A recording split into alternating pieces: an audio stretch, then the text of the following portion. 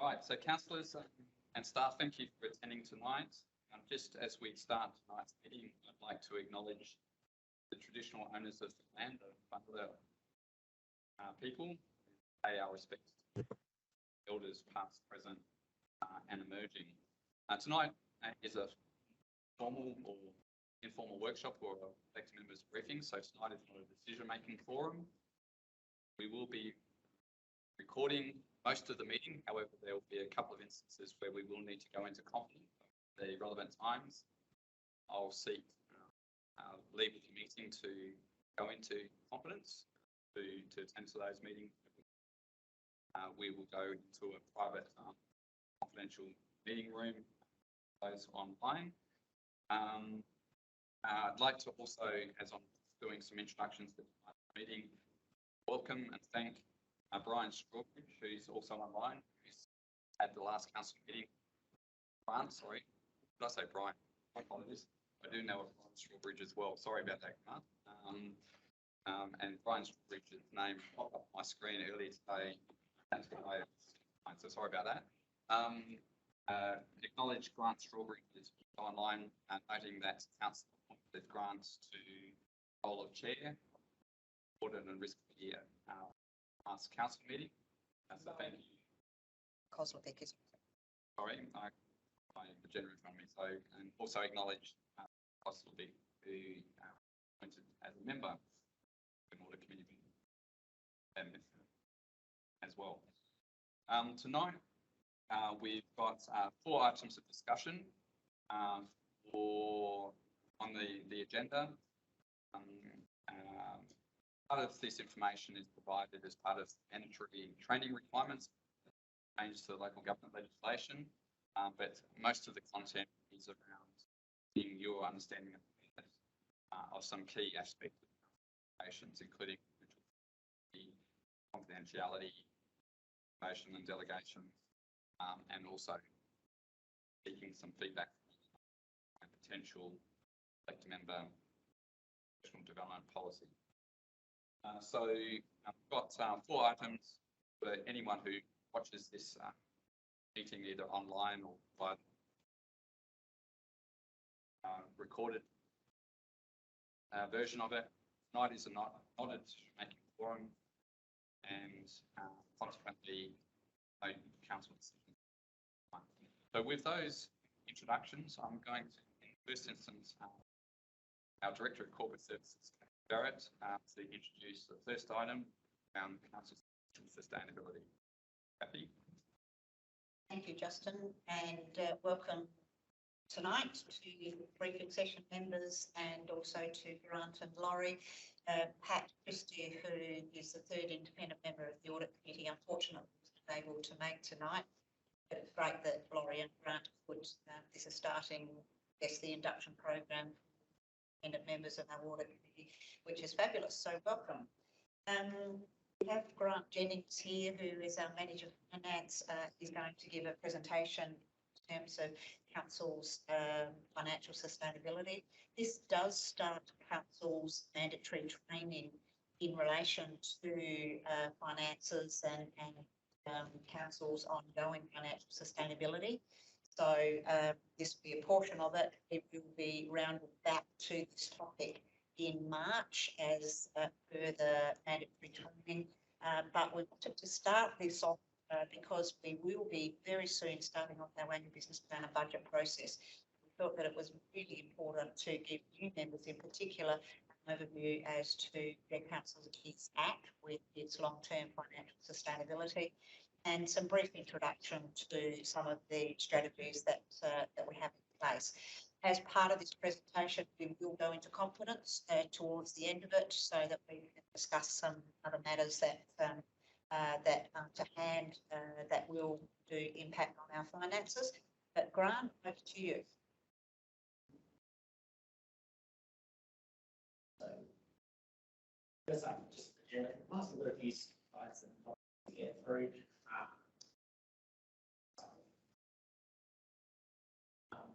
It's just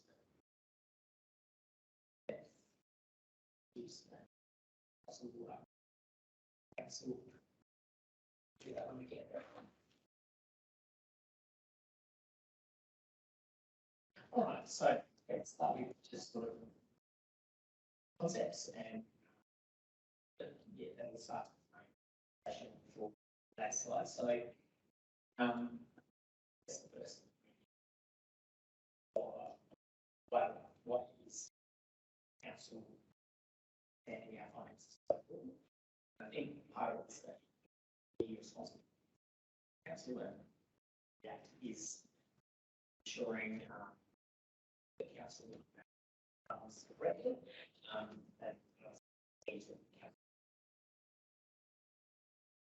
so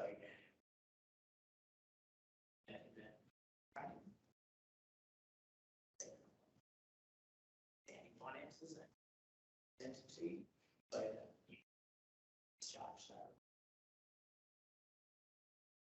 And the thing I guess us is the of financial stability. Sure. What does really mean? So I think one of the key concepts used to measure sustainability is generational. So that's ensuring paying for services that they're using under or whatever. Often, that's certainly underrating or but I can also be honest. Councils maybe very high, very debt. They're probably doing it overrating it. And I think funding growth to do it. And that sort of thing. The use of debt exactly. Circumstance. So yeah, that's it's obviously now in terms of so it's two ways. So how we measure sustainability and how we as easy as possible is using three. So there's been actually covered regulations. It is by all councils and their financial statements. And extra ones, but they the three surplus ratio, total income, second net financial liabilities ratio, debt, zero income, asset management, debt renewable funding ratio, and that's really asset management. It is that those together, but all first one surplus ratio, so that's measuring whether you're going surplus. So your income is higher than your expenditure for the year, a debt or a deficit or expenditure is higher than your income, and then it measures that as a percentage of your overall. And overall, councils in the sort of medium to long term should be aiming to run a small surplus. Not a big one, because like I said earlier, councils are running large surpluses, then that's also not considered to be intergeneration equity because you're overrating potentially your rate base and then paying for all of the services that are actually consuming. That's the obvious one, but then your net financial liabilities ratio, what that's measuring is basically your total debt, net debt, divided by your income. And so what every council is a little bit different, but measure this program is that that's below 100%, then there's probably not too much concern. Some councils have said a bit lower. We actually currently Dr. Long definition have target of not going above 80%. So that's basically that your debt is to more than 80% of 1 year's income. But yeah, they tend to have that pending up 1% is pretty standard or normal, and in fact, supports that is the local government finance authority. They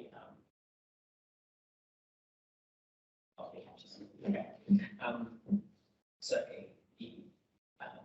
the local government finance authority actually have a policy that they're approving loans, that projections or for your net financial liabilities ratio is below 100%. Basically, so that just shows that they're using that as a pretty standard measure as well. But if you're below 100, things go in that respect. And then, and as I spoke about, I think why that's is that debt sometimes in the past been spoken about as a negative thing for government or councils, but if you're running people properly and you want to build new things, you tend to need debt. That's considered to be good debt where you're actually building something that the community needs, and then that gets sort of paid off over the term of the asset or over time. If you have money up front in the bank to build new things or provide a service that you've never provided before, eventually, So debt is considered, I guess, good because to build things that the community need or want is never going to happen previously. Bad debt is people using it to finance in the long term. So that's it's considered bad. And then the third indicator is the asset renewal funding ratio. So one of the strategic documents the council have to have is an asset management plan, structure asset management plan, which is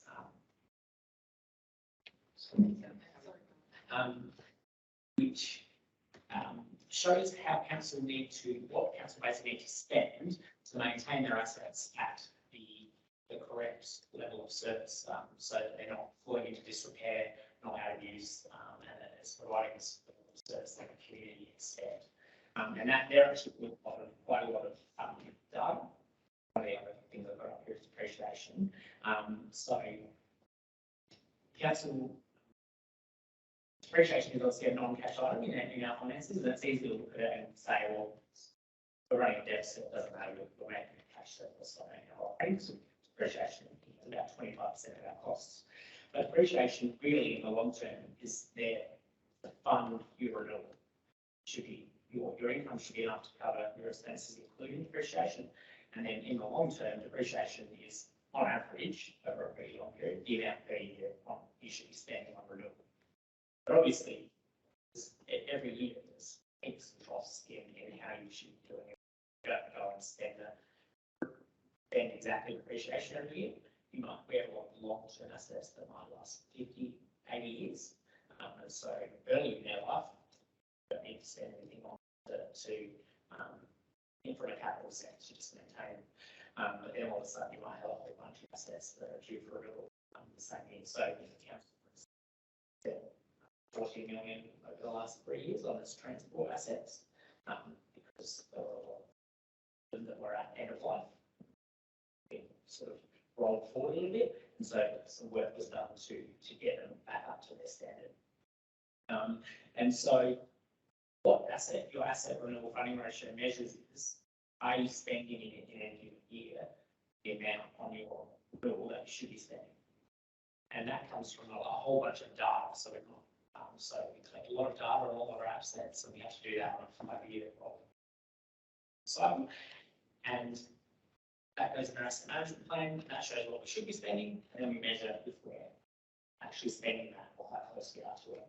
And the reason that's really important is because councils can sort of push the can down the road with asset renewal and make some of their other ratios maybe look a little bit better. They're not borrowing this given year because they've actually pushed out renewal that should have been happening. And in theory, some of that 14 million spent on transport might have been underinvestment over time on the transport assets, and some of that renewal wasn't happening. So that's why those three indicators are really important together. You can't just one. It's those three sort of overall picture how sort of together. And with that last one, we spending on renewal, but we should be spending. You're absolutely slot. So that's the and so then I guess next thing to talk about is understanding rates. That's one of the things I think in life, get to random conversations with people and everyone pays rates, so and that sort of thing. And how rates work can be very misunderstood, I think. And one of those things that always comes up is the difference between the rate increase that are proposing and talking about the community compared to valuation increases in property. So people often think, I have often recently who said that in his area, valuation is going up 10%. And he said, so that's gone up 10%, and then there'll be a rate increase of 7% this year, 5% after that. That's not actually how it works. What council should be communicating to the community is the total increase in rates for a year that's going to happen for the year, and that the average rate payer will be paying more than they could be before. And valuation is the way that is spread over. So if every house went up by the same percentage for the year, then everyone would have that percentage of rate increase. What happens is some properties will go up by more than the average, some will go up less than the average. So different people will experience different rate increases. But the rate increase we talk about, general rate increase is the average. So that's right. And the prices are doing things at the moment. So if we had a 20% increase in valuations, then our rate $1 points would actually drop. So the valuation itself has got nothing to do with the extra rate revenue that we collect. So that's often a bit of a misconception in how people understand it. And there are other ones, but that's a big one. That people think that's additional. The rate increase, you also get the extra rates from the valuation increase. So, maybe I'll answer questions on that. So treasury management. So one of the things I want to talk about a little bit as well is treasury management and how we actually handle borrowing cash. And so the council has quite a contemporary cash management, treasury management policy.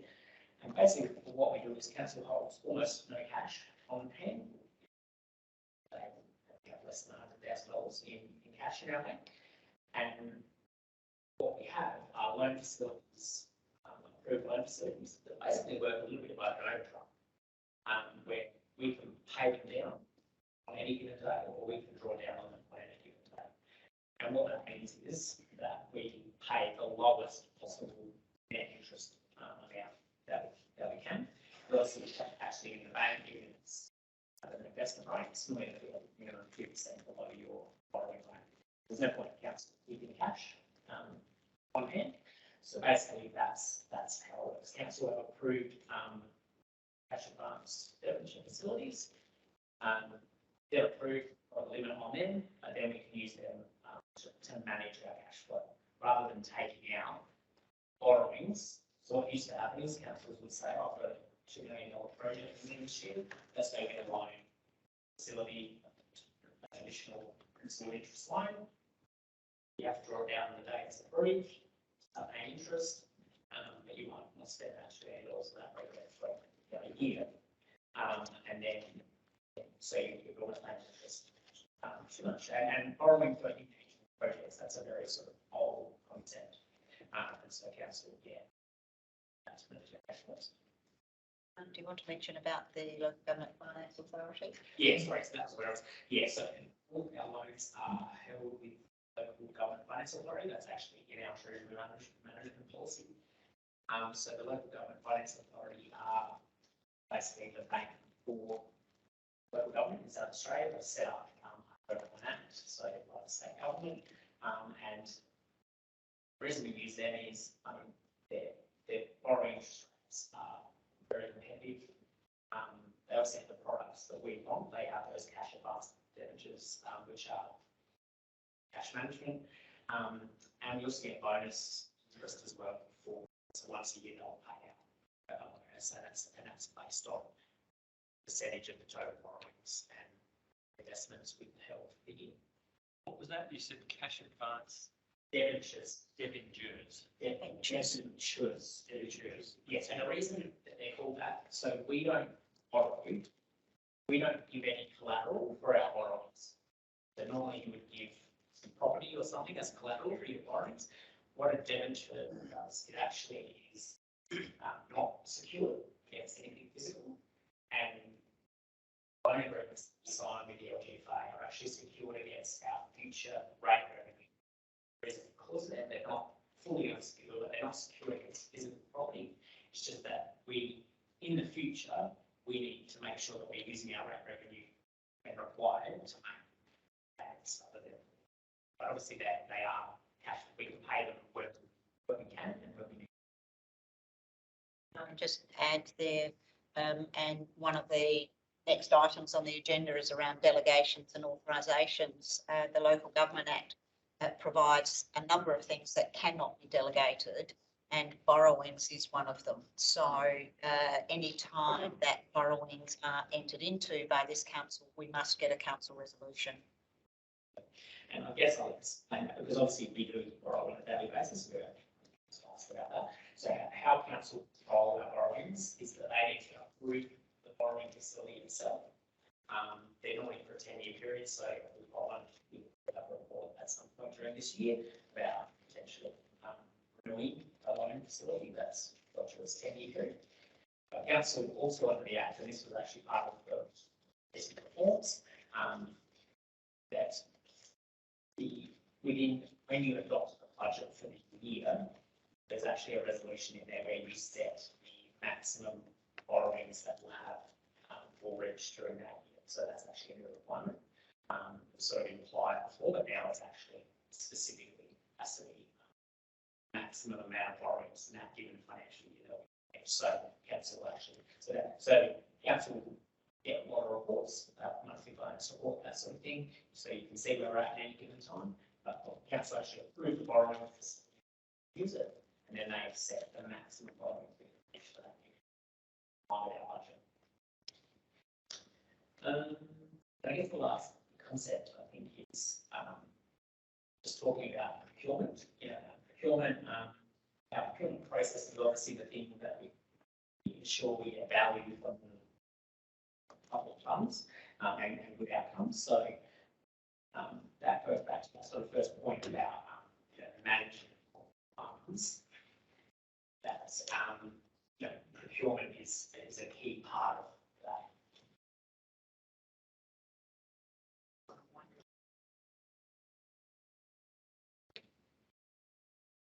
Apologies.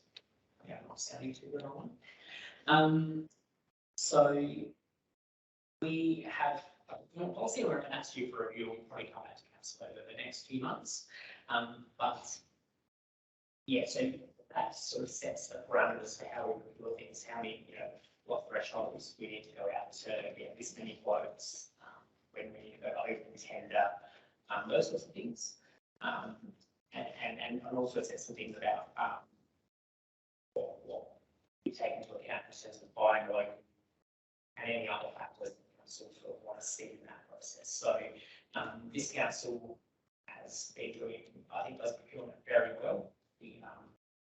Some metro councils, the historic thing they started doing procurement well early, and so it is quite a lot of process. Some of it needs to be a little bit streamlined potentially, but definitely that's what let's strive to get a lot of value for money.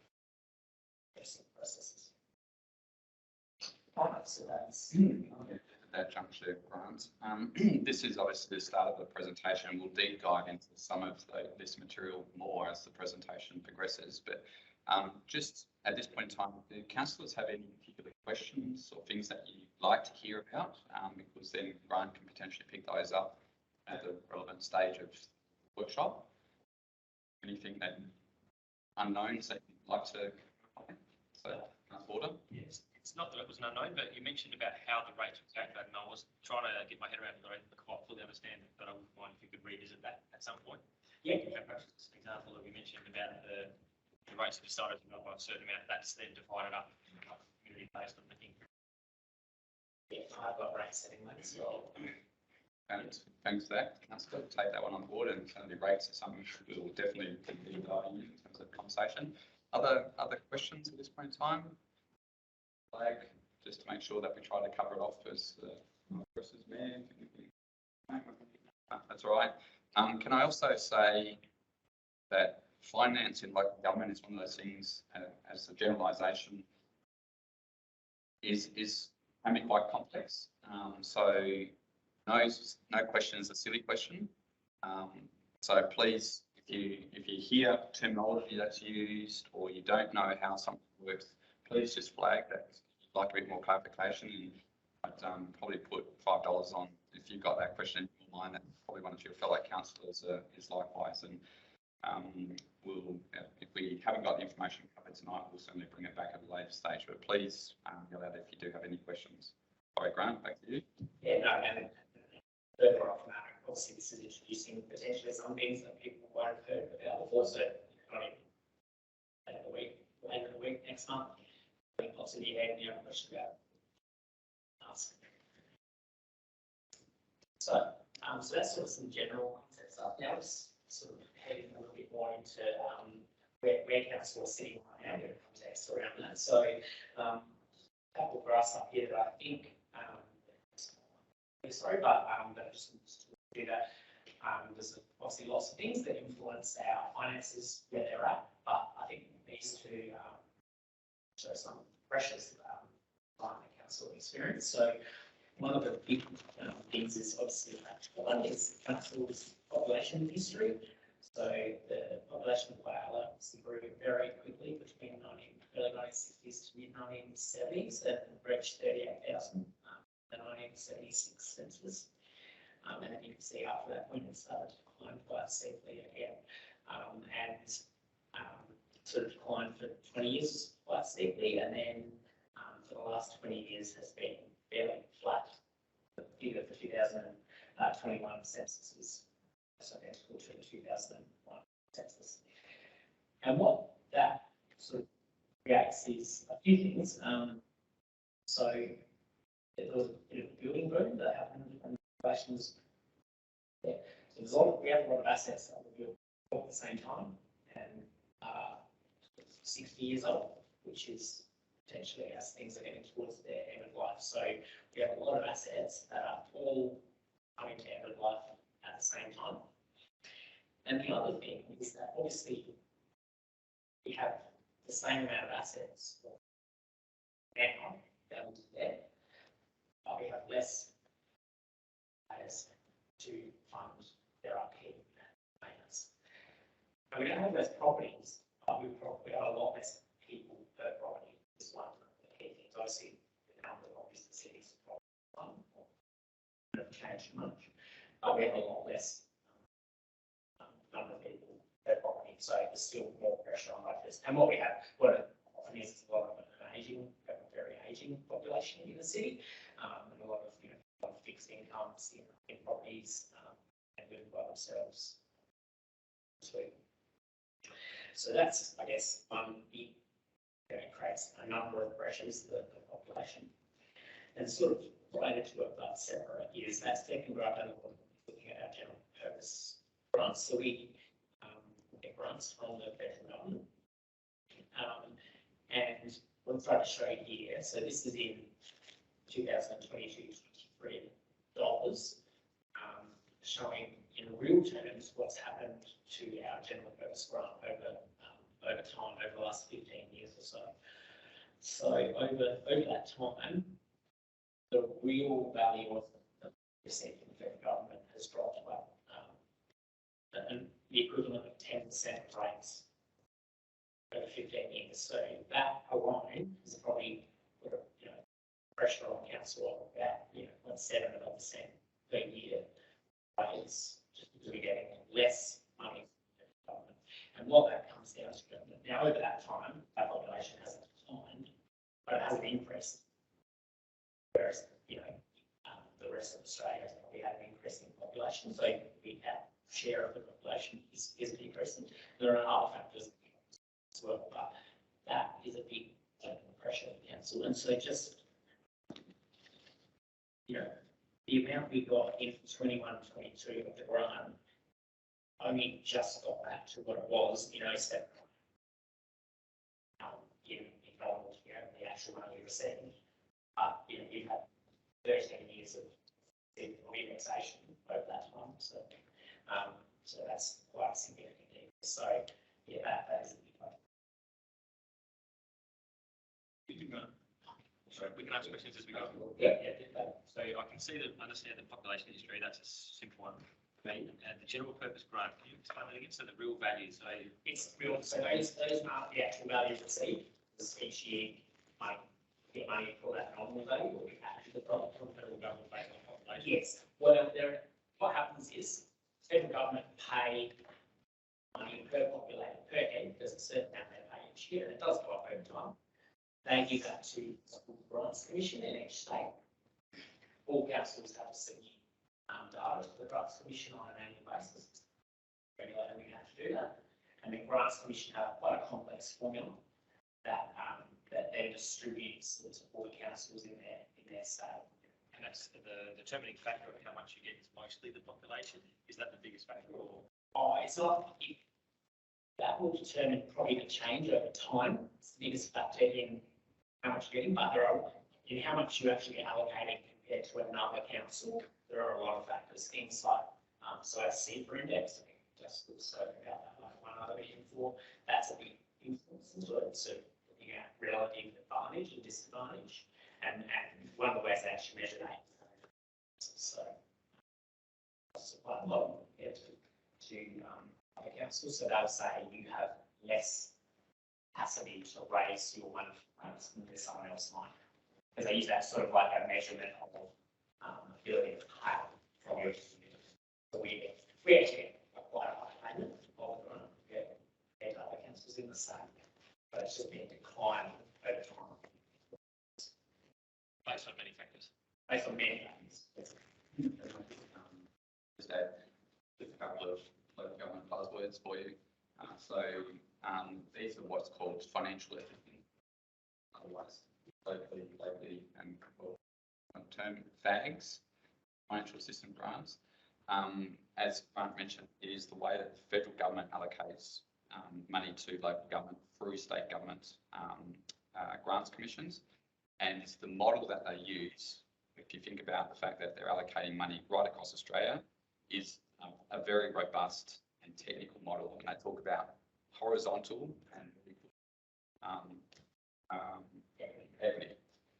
I'm not going to explain horizontal and vertical, but there are many factors that come into play in terms of the allocation of funding to councils. I don't know, Grant, sorry, whether you've got an upcoming slide that shows how much money is collected from federal and state. So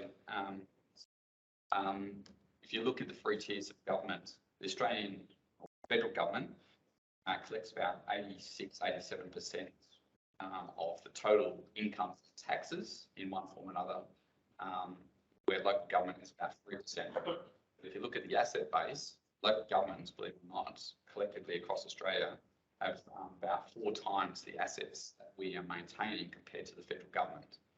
So through the taxation model, get more into rates as a form of tax in later conversations. The federal government has got very sophisticated ways in terms of how they allocate a portion of the money that they collect from all ratepayers through things like income tax, GST, FBT and the like, and allocate it back through to the states and ultimately to councils. Over many years, the federal government have not been indexing the allocation of federal assistance grants or financial assistance grants back to local government, and that's why, in real terms, we're seeing effectively a diminishing value of the contribution towards the delivery of services that is being funded through those financial assistance grants. And over many years, state and local government has been pushing for things like constitutional recognition and the like, and that's all about trying to get equal access or equitable access to that federally government the taxation bucket in order to fund the cost of services like other levels of government. Rates are primarily our primary source of income, gains of property tax. When you look at communities such as ours, the capacity to pay significant increases in rates in property-based tax is obviously quite constrained. So, in terms of one of the core challenges in local government is this question around funding and how we balance the delivery of services over time, with rates and financial assistance grants being the two key needs for us. Having said that, it's a model that is near on impossible to change. So we can advocate until the cows come home to say that we're hard done by. Across Australia, every council would probably argue the same. So the federal government, in terms of making changes to that model, periodically do quite in-depth reviews to look at whether they've got the model pretty much right. But the ability to influence how much we receive is near on impossible, or close to naught. Thanks, Grant. Back to you. All right, so then we'll get into yes, our current financial position. So just got some figures here from the council so and the budget review report from some projections. So what this breaks down here is the top of the figures is our overall budget and long-term financial plan figures for council as a whole. Then we break out the equity separately because of the nature of that business unit and significance on our finances. So we sort of have a separate long-term financial plan projections for the airport, and then the bottom one is the council without. And I guess what this shows, and just like this council I agree, is that you know, our current projections over time are not the same. It's not sustainable, especially in terms of where our operating deficit is projecting. So the other two measures are not too bad. So our debt is not out of control or anything like that. It actually peaks at 76% for the net financial liabilities ratio next year, and then flattens out over the plan. And as I said, we've got it staying under 80% for that measure. So it's not that debt is the big issue. And our asset renewal funding ratio is a bit under there, but basically what we're looking to do, we build into the plan is to fund our renewal limit. So they're not the two concerns, it's just what our operating.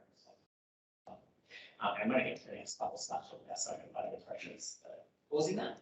But these are the projections. And the ones I've highlighted in orange, and the reason I highlighted them is that one of the council's goals is to return to surplus by 26, 27. Obviously, I don't know how Australia's not meeting that goal. But that's what I think the slides are important. That's some of the potential upside, the good things that are coming that we haven't built into the plan, and then the potential to fix some of these things. But yeah, this is just putting this in front of council and seeing what our operating result is looking like. And I guess to talk about what you want your long-term financial plan projections to look like. So running a deficit is not a bad thing. You can run short-term deficits. As I said, it's really about the medium to long term. So sort of looking at sort of 3 or 4 years in the future, you've got to be running sort of a break even or a small surplus position. And over a 10-year long-term financial plan, you want a bit of a surplus built in towards those 10 years. Obviously, there's so many unknowns that will happen between now and year 6 of the plan even. So to build in for risk, you actually want some surpluses and your loan borrowings to start coming down. Knowing that by the time you get there, things will change.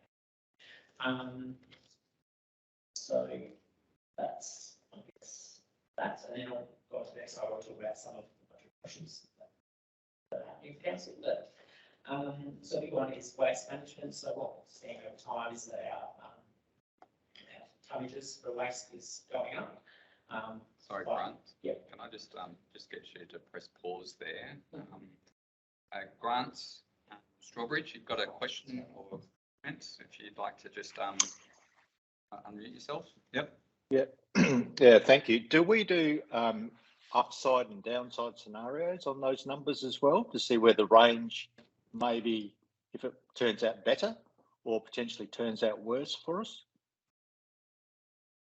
Thanks, Grant. Yeah, so when we adopt the long-term financial plan on a 4-year basis, we have done, so in our adopted long-term financial plan, we've done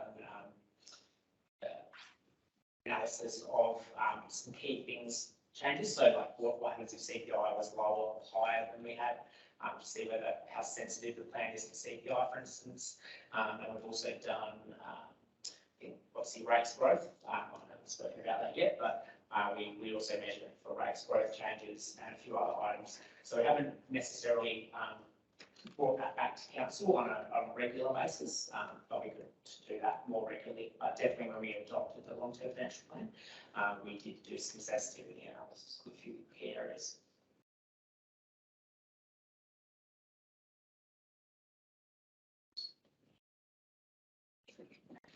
All right, so yes, budget pressures. So waste management.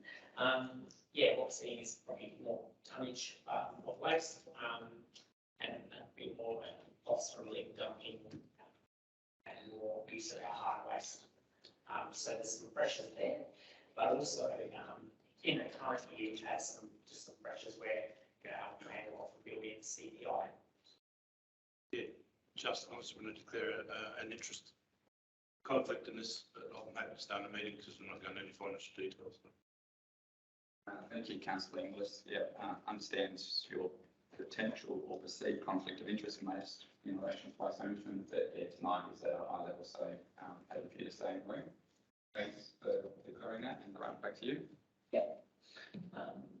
Yeah, so just how costs work. Most of our large costs will sort of project out by CPI over time, and that normally works. The complication this year has been that fuel prices can go up by CPI, they went up a lot more, and that's part of how the year-on-year cost increases change. So as fuel prices flatten out, as they have over the last 6 months, that will sort of flow back out next year. But long term, yeah, we're seeing some cost pressure, I guess, from just the amount of waste that we have that gets processed under our contract. It's putting some cost pressures on, and that's included in the Q2 budget review that comes to council in February. Animal management, council was saying that the water report to council recently about finalising the new RSPCA agreement. So that's quite a large cost pressure for council in terms of now having to pay for animal rehoming, which is something that previously was just sort of covered by the RSPCA.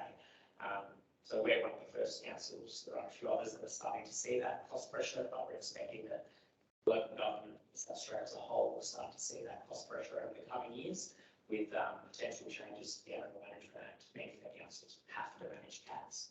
So we manage cats. Some councils just don't manage cats at all, so they don't have that cost pressure in that area. But there's potential over the coming years. It's been flagged that it's likely everyone will have to start managing cats, like a few dogs. So that's a pressure, and one that's hard to capture. While I know at some point I'd say work and capture that through our registration costs, I guess, for animals. The issue is that the amount of cost has gone up. The amount we currently collect from animal management is significant, and so without double the cost of registering an animal, we're close to capturing that cost. That's a challenge. Work through, but that's definitely a cost pressure. For local maintenance up here, there's going to be a bit of a cost pressure for us over a few years now since we upgraded our sort of memorial ovals and run them at a high standard of service level. So that's one of those things that unfortunately it costs money to run ovals at that sort of standard, and that's just a bit of cost pressure in terms of cost pressures within teams, in terms of people working there, but even the cost of some of the materials and contractors you need to use to keep that standard up. So that one's bit of a cost pressure. Electricity, this will come in the budget review as well. I guess, the budget shop for us, so council actually, we don't procure our electricity contract ourselves. That's sort of centralised for South Australian councils through the LGA, and through LGA procurement. And our previous contract was coming to an end on the 31st of December, and when the way the market is at the moment for large site electricity and some of the unknowns, we didn't, there were not many companies that were able to provide electricity to the market for large sites, and we've sort of got a large increase in our electricity costs for the next 6 months. So we're waiting on contracts under that, and most councils have. Hoping that within 6 months that will sort of start to work its way through, and we can get electricity price. But that's just one of those things that you're not expecting. Just something comes along. So that's definitely another budget pressure. Hopefully temporary. So hopefully only a 6-month budget pressure, but going to be resolved for that time. Buildings. So I guess about buildings, this comes back to that little ones I flagged earlier, that we've got a lot of assets, particularly building assets, that are coming towards end of life. Around the same time, a lot of buildings that are getting towards, like a low level of condition. So a lot will be ready for renewal over the coming 10, 15 years. But the issue is, so we budget for the renewal, but that's based on like for like basis, and most of our buildings, I think, because of their age and the things that have changed in the meantime, with change of use, a lot of them are not probably fit for purpose in terms of what they can provide and what we need. So if you're going to renew all those buildings, you actually need to upgrade them, and you've got to afford to do that. So one of the other bodies of work that the council had before is to look at our building stock, the use of them, and planning for the future in terms of what the building stock might look like 10, 15 years down the track. So that's definitely a budget pressure. And another one is organisational capacity. So one of the issues that the council faces is obviously there are lots of opportunities facing the council, coming towards the council over the next few years, and the city as a whole. But we need the capacity, we need resources in place to be able to take advantage of them and be involved in that process. But we're not yet seeing the positive outcomes in terms of extra rate revenue. Those sorts of things. And later in the presentation, I'll talk about some of those opportunities and what they might look like, dollar figures and that sort of thing. But that's one of those challenges, is that council tends to be able to run a deficit for a number of years to be able to get the most out of those opportunities, to see the positives that on our finances potentially might come later. And I will be on specific. So organisational capacity is another big budget pressure for the council. Good question.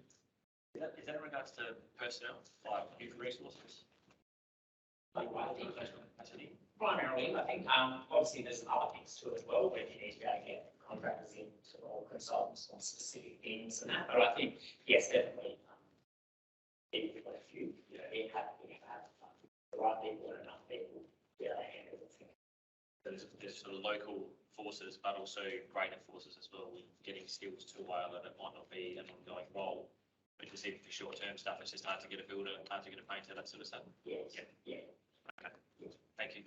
Because one of the most I guess, is a budget pressure we have as well is, I know for the short-term one, for a couple of years, is our capital costs. So when we go to build something at the moment, the increase in prices, from 2020 to now, some contracts are coming in at 20 or 40%. A lot of contracts are coming in at 50% above what they were before.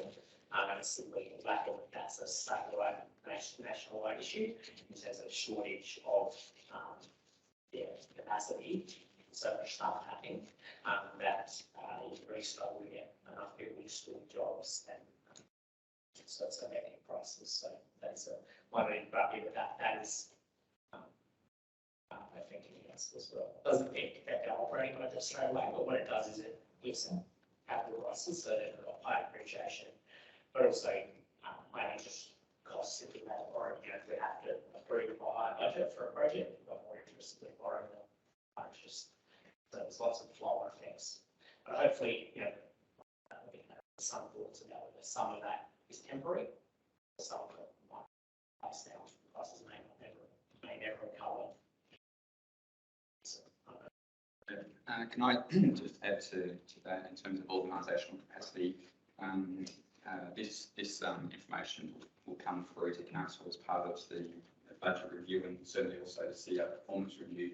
But when you have a look at our capacity as an organisation, we've got an available resource, which is a bit hard for people online, so it's sort of so big. Our business as usual sort of needs and requirements with some of the things that Grant has mentioned. So things like a lot of our assets coming towards the end of life and the like, increasing our desire to improve streetscape and amenity and the like, sort of already pressures or puts pressure on our capacity to be able to deliver. Again, another report that will be coming to council probably in the March meeting looks at things like our IT systems and some of the limitations that our IT systems are delivering us in terms of our efficiency and capacity to deliver services. And then on top of all of that, as per the one-on-one conversations I've had with most of you now, is the the challenge of trying to gear up for the potential transformation of our city and trying to leverage and maximise the benefits that can be derived from this window of opportunity in front of us, associated with the hydrogen developments and the state significant projects, trying to flex up and put more focus and resource into that sort of, and don't want to sort of dramatise it, exaggerate, this one sort of a lifetime opportunity that we have in front of us is a real challenge in terms of our organisational capacity. So all things being equal, if we don't have more staff to tackle the sort of city transformation, we need to have a conversation with council to say, well, what do we slow down or stop doing in order for us to shift resources and focus into that area. And the other thing, as a budget pressure, and Grant will talk to this more later when we get to the assumptions for the long-term financial plan, but we also, in terms of budget pressure, have the prevailing economic conditions, not only in terms of the cost of contractors, trying to engage contractors, but our current enterprise agreement expires in October. Quite a few councils have actually got their current enterprises connected to CPI increases, either a plus or minus, or as a ceiling. So as CPI has been significantly increasing, some councils who are contractually locked into an enterprise agreement are looking at a significant increase in their salaries and wages bill. And again, all things being equal, if your costs are going up, something has to give. It's either staff numbers or prioritisation of services.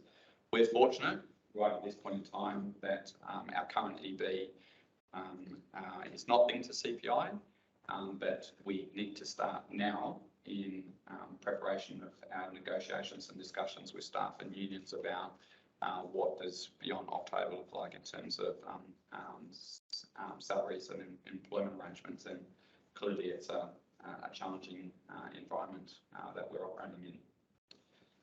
Thanks, Grant. Thanks, Justin. So just closing out that bit, I guess there are other budget pressures for council, there always are.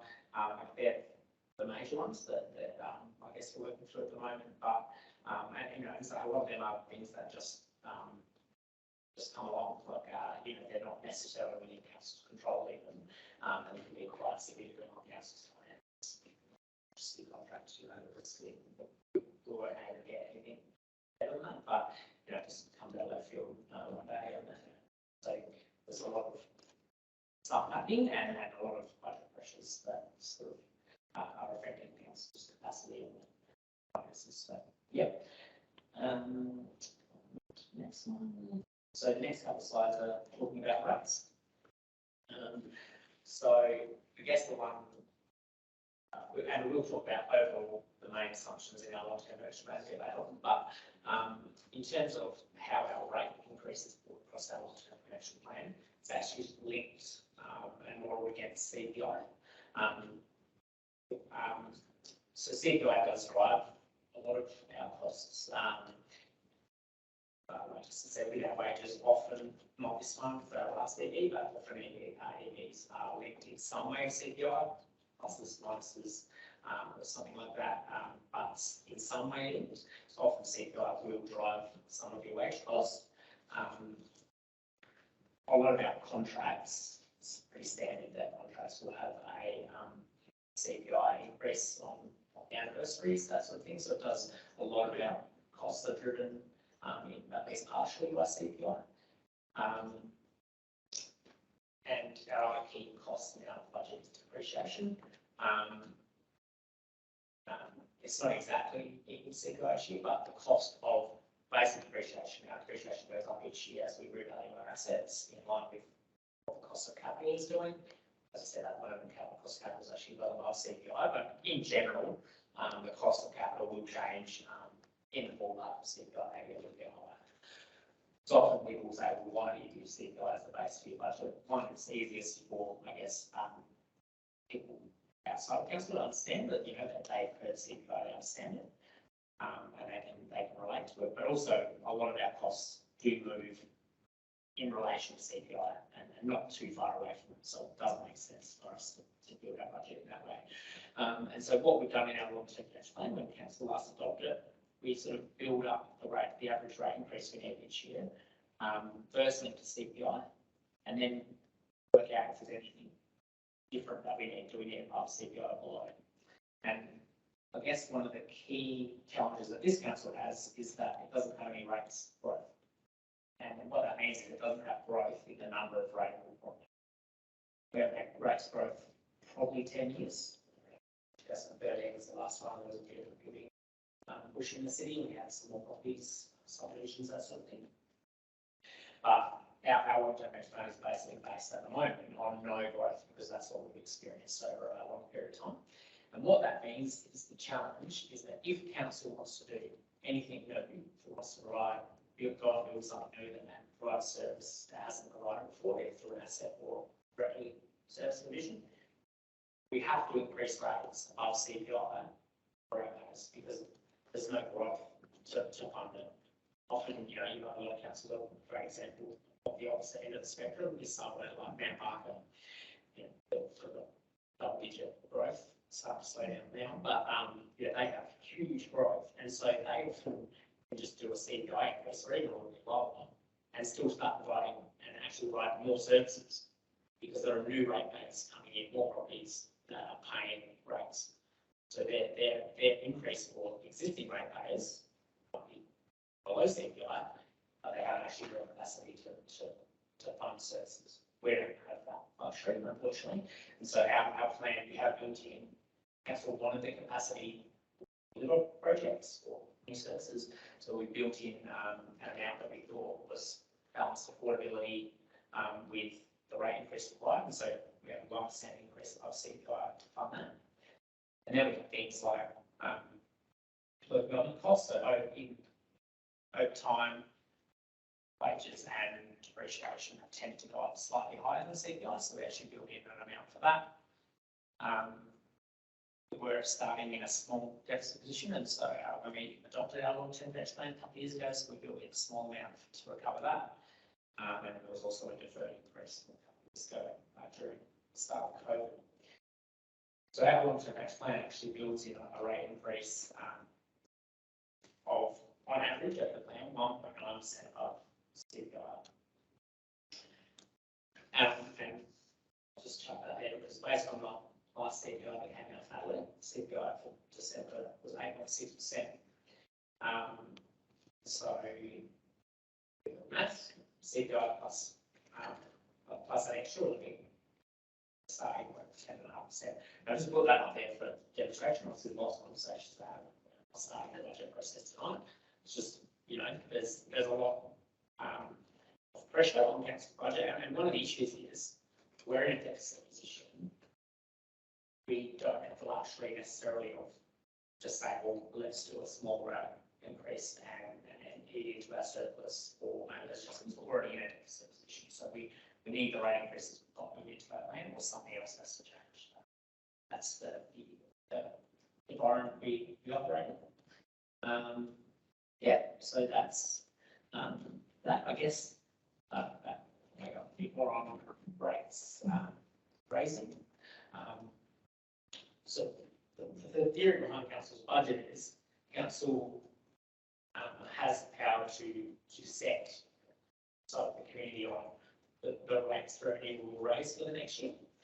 And as I said, the way we express that is as a percentage increase on the amount of rates for revenue we raised the year before.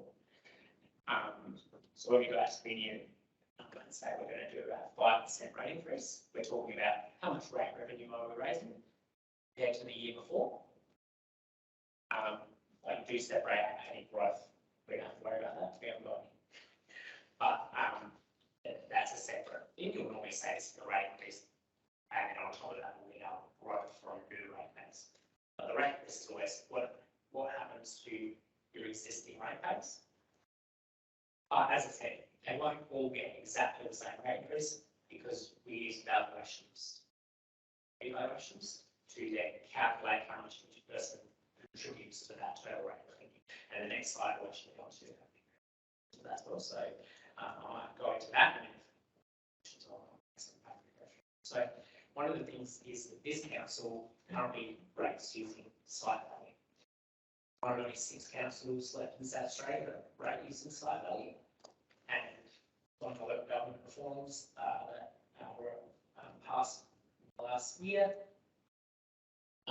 seem are not allowed to rate using site value anymore. You have to move to capital values, which is what the other 60 other councils are using. Find what was five. Yeah, sorry. Yeah. So the difference between those is basically site value is just the value of the land. So you've got property. The value of general gives us 2 values. It gives us site value, which is the value of the land, and then capital value, which is basically the improved value of that property. So the land plus anything that's built on it. And so at the moment, we rate using that lower site value to move to capital value. One of the important things to realise from that, and this is going to be something we'll talk about a lot this year as we move towards doing a rates review, it doesn't mean council get more rates. You just calculate it differently. But what it does mean is when we make the change from one to the other, there will be winners and there will be losers in that process. People's rates are not going to be the same. Some people, so if you currently have someone who is, say, imagine a street in the town, someone's got a block that's 800 square metres, but they've got a tiny little, 2-bedroom or even a unit sitting on there. And then you've got a property next door, it's on 800 square metres, and they've got a double-storey, 5-bedroom. At the moment, they're probably paying the same amount in council rates because it's only the land value that matters. In the future, that won't be. So this 2-storey house will pay more than they do now, probably, and that small one will pay less than they do. And that's actually what the state government want. They've obviously made this change for a reason, and it's often considered to be more equitable from a taxation point of view and the principles of taxation to actually rate using capital value, because the theory being that it's true, but the theory being if you own a more expensive property, you have a higher capacity to pay tax. That's the theory. That's a theory of taxation. So that's actually what is meant to happen. But obviously you have that period where we have to go through where rates are going to change, and some people will be in that process. And so messaging is really, really important. I don't know if anyone in this council saw when Augusta a few years back announced that they were going to be making the change. They did it off their own back before it was required to make the change. But some of that early messaging to the community, which was maybe not handled that great, and they actually had sort of held back a year before they make the change. But so I think that messaging is really important. And so what we have to do before we make that change, so we have to be ready by the 2024-25 financial year, so we're using capital values. One more budget we can adopt using site value, and the budget after we have to adopt the rates using capital value. So we need to do a rates review in the meantime, which is basically no interruption of our rating and how it's done. Obviously, we don't have a choice about moving to capital, but we can look at a whole bunch of other things, what categories we have, how they should compare to each other, but also the levers we can potentially use to soften the impact of the change and spread it over a period of time. So one of the things we could do, for instance, is say, we could set a rate, a cap on the rate increase for any given property in any given year. So we could say, we'll set the rate cap at 12%. And so no one's rates would go up by more than 12% from year one. So next year, you do that over a number of years. And what that means is it will spread the increases for the people who pay more. Also mean that the people who pay less will take a little bit of time to get to that value, the lower value as well. So that's one of the levers. And there are other ones. So that rate is review. And we've actually appointed Whyalla to do that work for us. So we appointed them already because we went out with the other 5 councils, or all of the peninsula, who are making this change, and everyone appointed the same consultant to help. The real advantage is for some reason. For some reason they've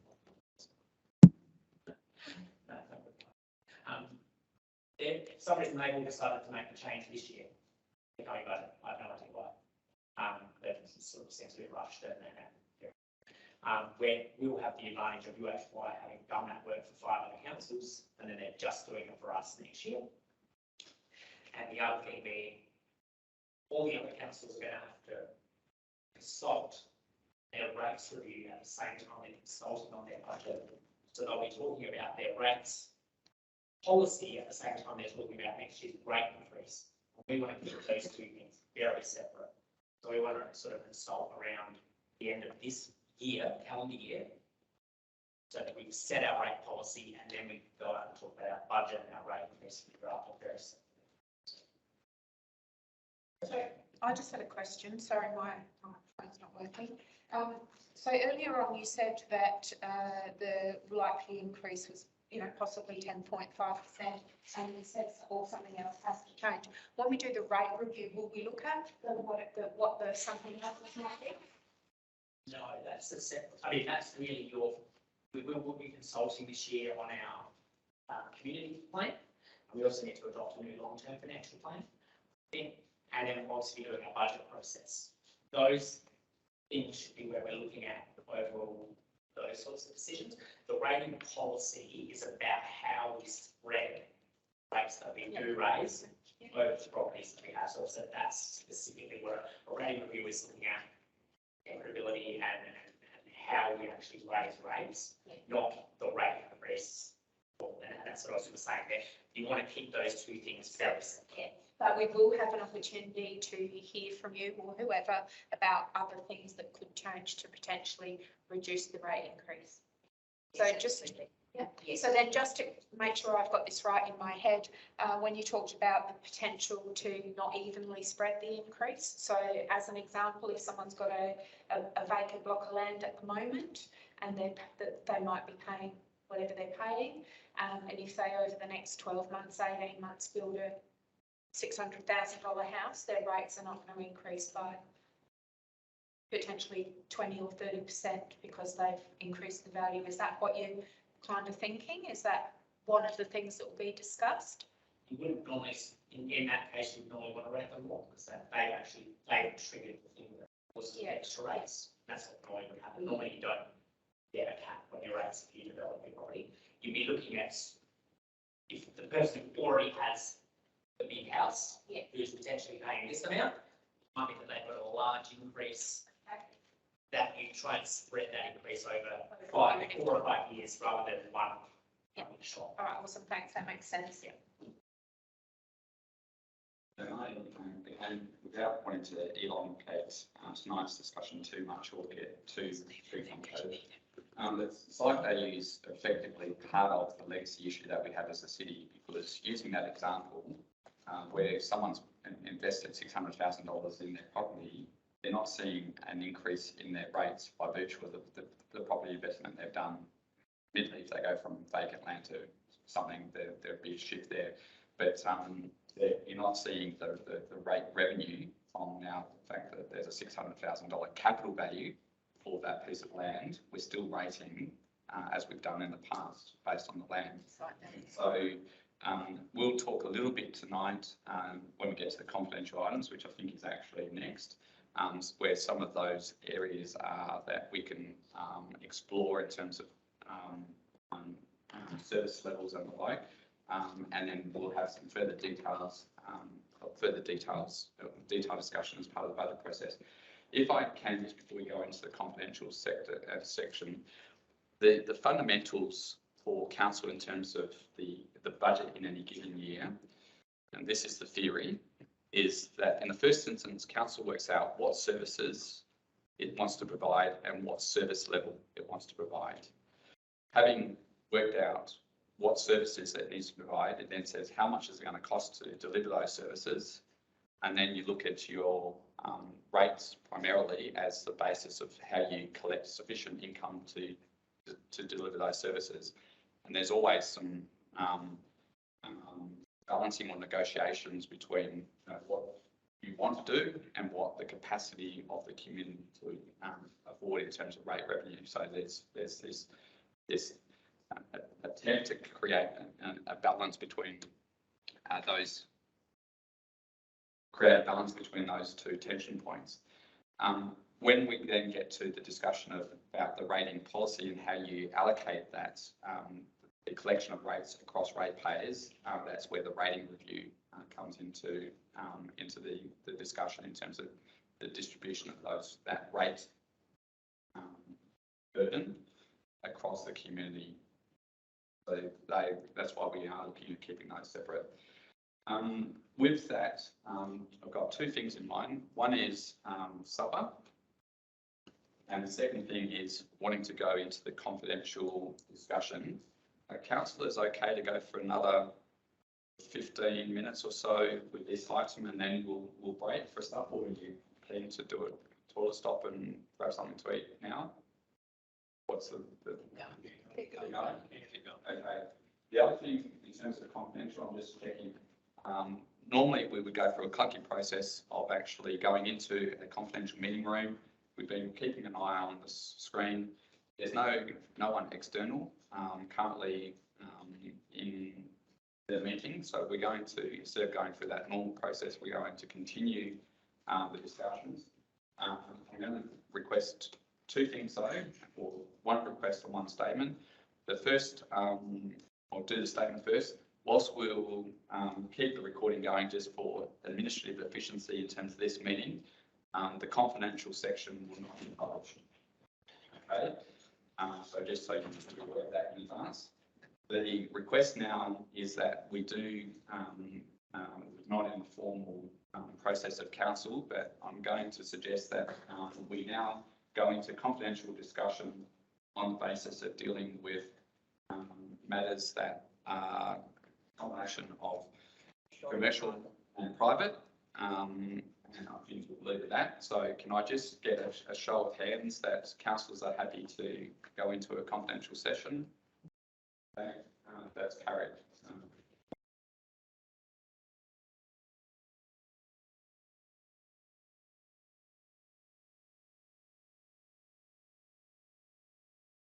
For the benefit of councillors, just confirming that we will now resume our public and open meeting. So hereafter will be part of the recording that gets posted.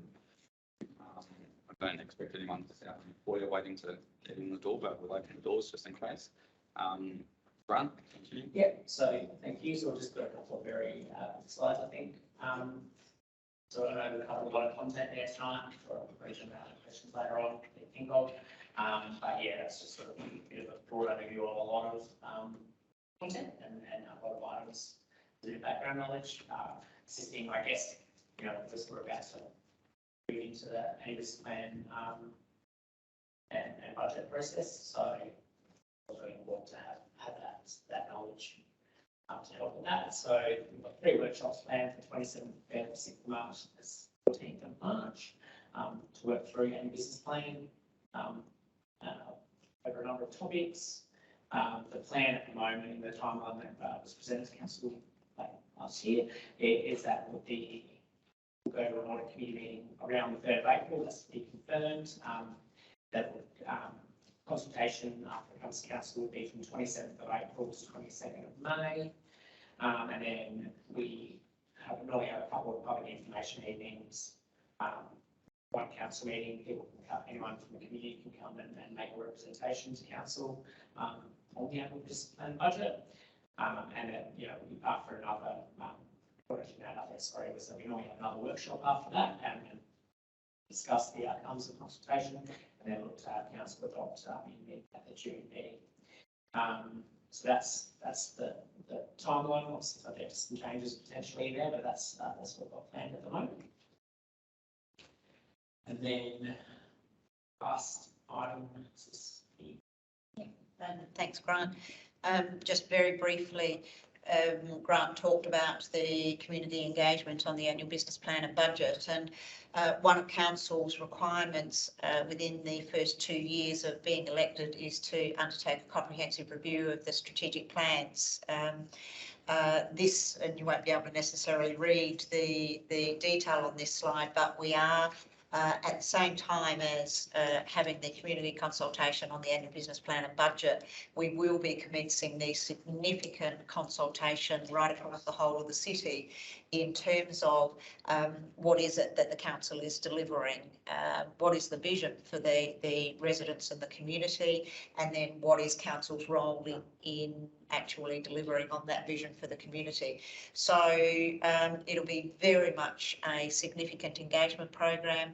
The annual business plan and budget consultation will occur as part of that engagement program, and this will see us adopting or developing and adopting a community plan in November this year, or by November this year, and that will then really shape and form future plans and budgets for the term of this council. Next slide, Irene.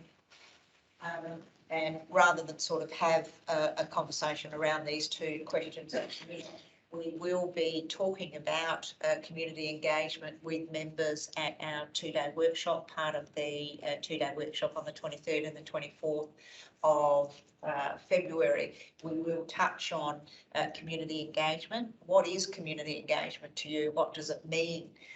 How does council want to engage the community over the term of this council? How do we get the community involved in the journey that the city is about to take?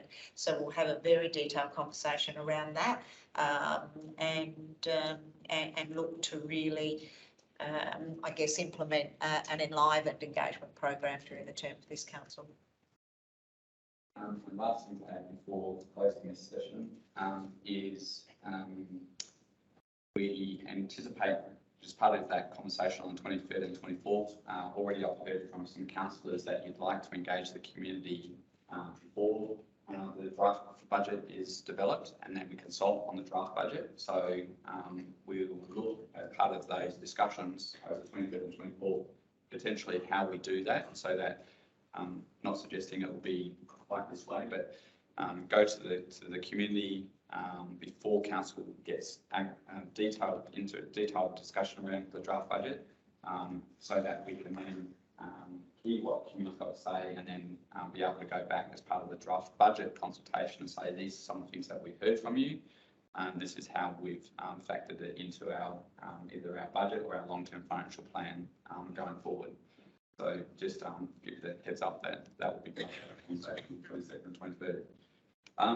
We've gone a bit longer than what we had anticipated, but it is a really important session. It does set some of the fundamentals for our budget discussions going forward.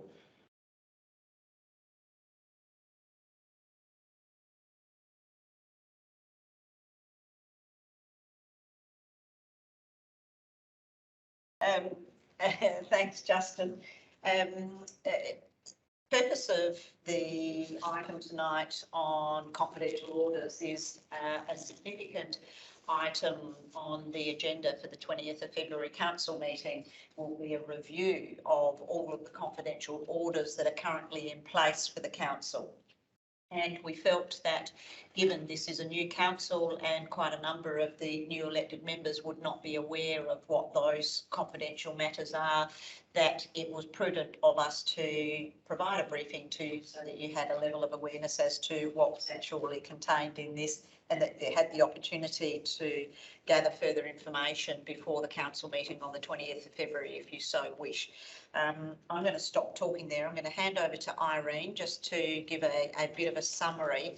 But then once we've finished this part of it, we do have 3 particular items that we want to brief the new council on. We haven't had yet the opportunity to brief you on these 3 items. They are legal matters and legal matters that are currently underway that we do need to give you an update on. But over to Irene first. And can you hear me properly? Excellent. So thank you, everyone. The register that I've just distributed is a work in progress for the meeting of the 20th, but it is in fact an opportunity for you to review and get a sense of what the register will contain.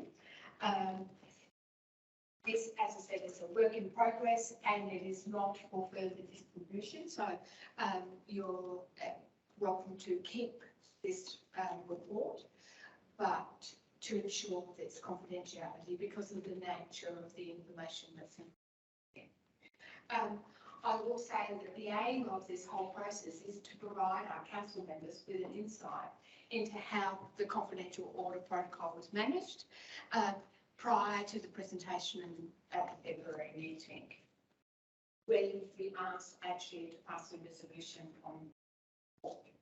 So the protocol for confidential items, confidential orders, is actually managed under Section 90, Section 91 of the Local Government Act. So Section 90 prescribes matters that council may consider in confidence where necessary and appropriate to do so, whereas Section 91 talks about whether or not that a document or part of the document includes minutes relating to matters considered to be confidential or to be kept in confidence. And so under Section 91, 9A of the Act, any order that operates for a period exceeding 12 months must be reviewed at least once per year. And so this council has chosen to undertake its confidential orders review or item review at February of each year. One of the reasons that we chose February as a month was that like the Goldilocks version, it wasn't too soon for your election process and it wasn't too late because it has to be done within every 12 months. And it's really important that you actually get a sense of the importance of this work. And you will have already had experience in our previous meetings with confidential items. So now you will understand the areas in which they are retained, and some of them include legal matters and some of them may include private and confidential matters of a personal nature. And so we'll go through that a little bit more. So what we've also done tonight is we've brought along, not only do you have this work in progress document, but we've brought in all of the folders that contain the actual reports. And so one of the ways in which you can become familiar with the content of the report is to seek approval to access the report. And that's through our council member access to documents policy, and that access is gained through the CEO, where an appointment can be made for you to access that information, and you need to provide context as to why in the order of, Yeah, if I can just taking business. if I can add there.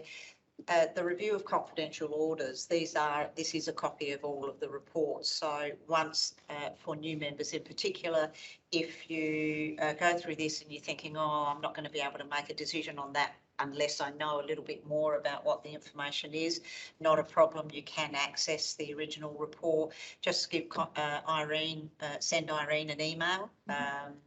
Or a quick telephone call, and we can arrange for you to have a look at the report, or any member who wishes to have a look at that. So quite a simple process. Just give Irene a call, and we'll make that happen for you. In the register that you've been provided with, there's 104 confidential reports or confidential items.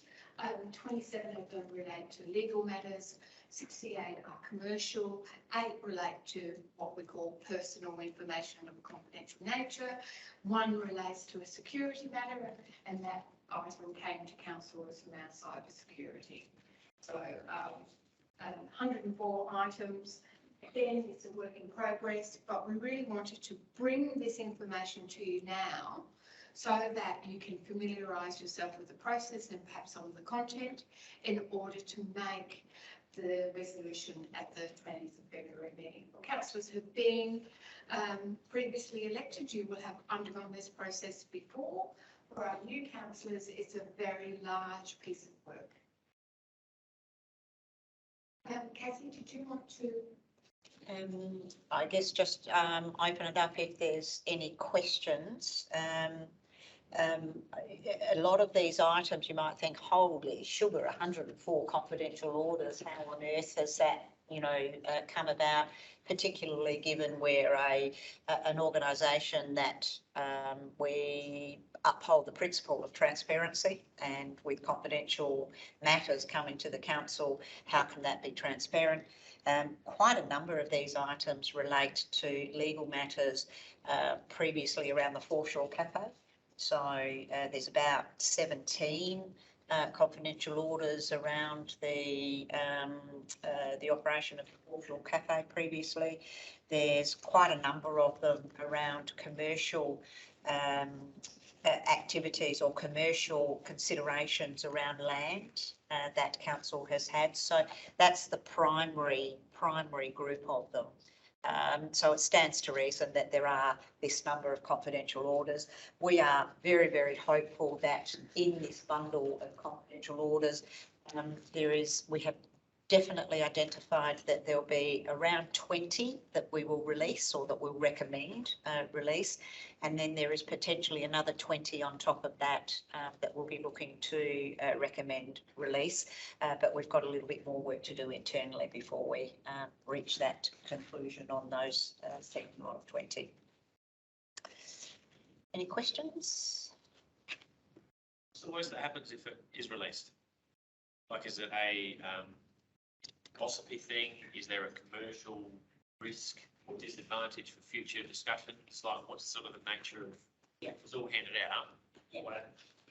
So we, in consideration as to whether or not something is to be released or not, is along the lines of, is the matter still confidential? Is the matter still hold commercial value? Does the matter still place at risk council in terms of waiving legal professional privilege? So we will look at all of those elements in terms of making a recommendation for release. If none of those elements exist, we will recommend that it be released, and what happens is that the item then, the council report and the minutes or whatever it is, simply get loaded up onto the website at that meeting that it was originally considered at. So there's no fanfare, there's no sort of publication that we're now releasing XYZ reports. It is simply released as a matter of course. The reports are put up on the website, but of course if anybody's interested in it, they can access it. They can call us and ask questions and so on. You will find that there is very little controversy around the release of confidential orders, generally speaking. Thank you. Exceptions we will talk about in comments. there any other questions around confidentiality? If not, we might push on and deal with delegations and authorities. Oh, actually, sorry, got to deal with the confidentiality. So, yeah, so councillors, again, just through show of hands, we'd like to go into confidence to provide a more detailed explanation around a number of matters that we deem to be confidential by virtue of the fact that they relate to legal proceedings and have commercial implications for council. Can I just get a show of hands that councillors are okay to go into confidence?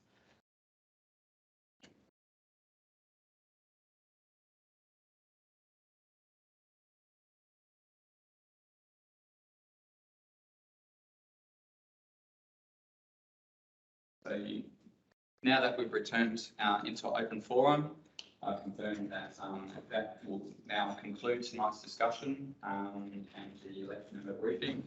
And note that our next meeting, when we come together, will be the formal council meeting on the 20th of member workshop on the 13th of February, so Monday of next week, where we'll have the state government project leads presenting the status of the state projects. That will be a confidential briefing for councillors. So we look forward to seeing them, and then the council meeting on the 20th of February will be the next open session of council. Thank you all, and good night for this evening.